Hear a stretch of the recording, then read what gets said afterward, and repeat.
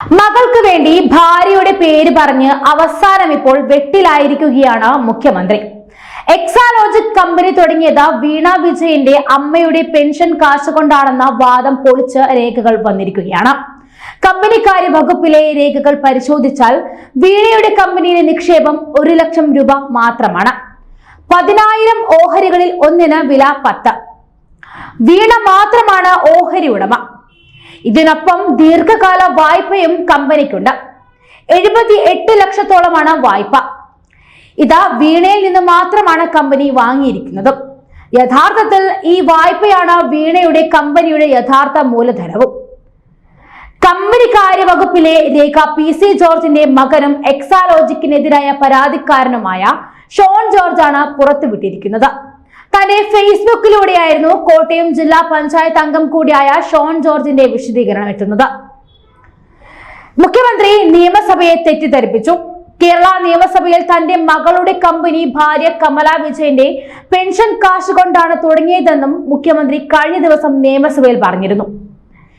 ഇത് തെറ്റാണെന്ന് തെളിയിക്കുന്ന വീണ വിജയന്റെ എക്സാലോജിക് കമ്പനി നൽകിയ ബാലൻസ് ഷീറ്റിൽ കമ്പനി തുടങ്ങാൻ ഉപയോഗിച്ച പണം എത്രയാണെന്ന് വ്യക്തമാക്കുന്ന രേഖ ഇതിനോടൊപ്പം നൽകുന്നു. ഇതാണ് ഷോണിന്റെ ഫേസ്ബുക്ക് പോസ്റ്റ്.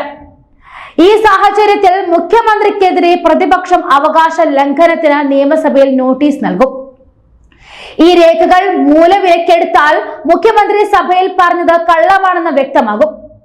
വീണയുടെ ഉടമസ്ഥതയിലുള്ള എക്സാലോജിക് കമ്പനിക്ക് എതിരെ കൂടുതൽ കുരുക്കായി ഈ രേഖ മാറുകയും ചെയ്യും.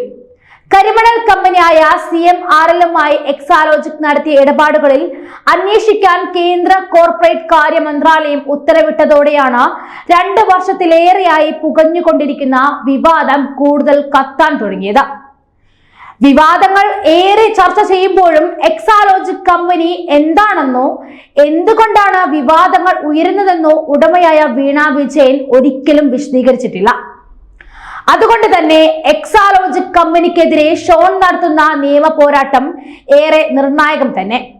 എക്സാലോജിക്കിന് തുടർച്ചയായ വർഷങ്ങളിൽ CMRL-മായി ബന്ധമുള്ള empower India capital investment private ലിമിറ്റഡിൽ നിന്നും സാമ്പത്തിക സഹായം ലഭിച്ചിരുന്നു.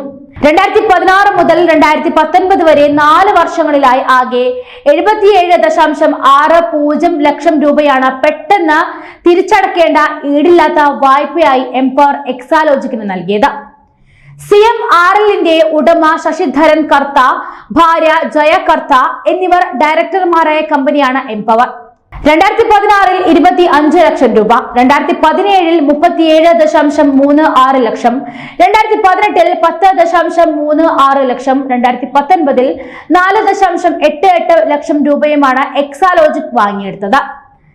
ഈ സാഹചര്യത്തിലാണ് ഷോൺ പുറത്തുവിട്ട രേഖകൾ നിർണായകമായി മാറുന്നത്. CMRL-ൽ നിന്നും എക്സാലോജിക് 1.72 കോടി രൂപ കൈപ്പറ്റിയത് സംബന്ധിച്ച ആദായ നികുതി സെറ്റിൽമെന്റ് ബോർഡിന്റെ കണ്ടെത്തൽ വിവാദമായി മാറി. ഈ തുക നൽകിയ അതേ കാലയളവിൽ തന്നെയാണ് ഈടില്ലാത്ത വായ്പയും നൽകിയത്. എക്സാലോജിക് നഷ്ടത്തിലായിരിക്കെയാണ് ഇത്രയും വലിയ തുക വായ്പയായി അനുവദിച്ചതും. ഒരു കമ്പനിയുടെ വാർഷിക വിറ്റുവരവിന്റെ 25%-ലധികവും സാമ്പത്തിക സ്ഥാപനങ്ങൾക്ക് വായ്പ നൽകാറില്ല. ആ സാഹചര്യത്തിലാണ് 44 ലക്ഷം രൂപ നഷ്ടത്തിലായിരുന്ന കമ്പനിക്ക് വായ്പ അനുവദിച്ചത്. അതുകൊണ്ട് തന്നെ ഈ വായ്പയിലെ രേഖ അതിനിർണായകമായി മാറും.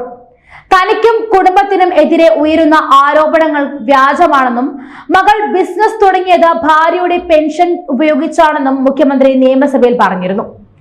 സഭയിൽ സാമ്പത്തിക പ്രതിസന്ധിയുമായി ബന്ധപ്പെട്ട് നടന്ന അടിയന്തര പ്രമേയ ചർച്ചയിലായിരുന്നു അദ്ദേഹത്തിന്റെ ഈ മറുപടി ഉണ്ടായിരുന്നത്. ഒരു ആരോപണവും ഏശാൻ പോകുന്നില്ല എന്നും നിങ്ങൾ ആരോപണം ഉയർത്തു, ജനങ്ങൾ സ്വീകരിക്കുമോ എന്ന് കാണാമെന്നും മുഖ്യമന്ത്രി വെല്ലുവിളിക്കുകയും കൂടി ചെയ്തതാണ്. കൊട്ടാരം പോലെയുള്ള വീട് എന്നൊക്കെ പറഞ്ഞിരുന്നു.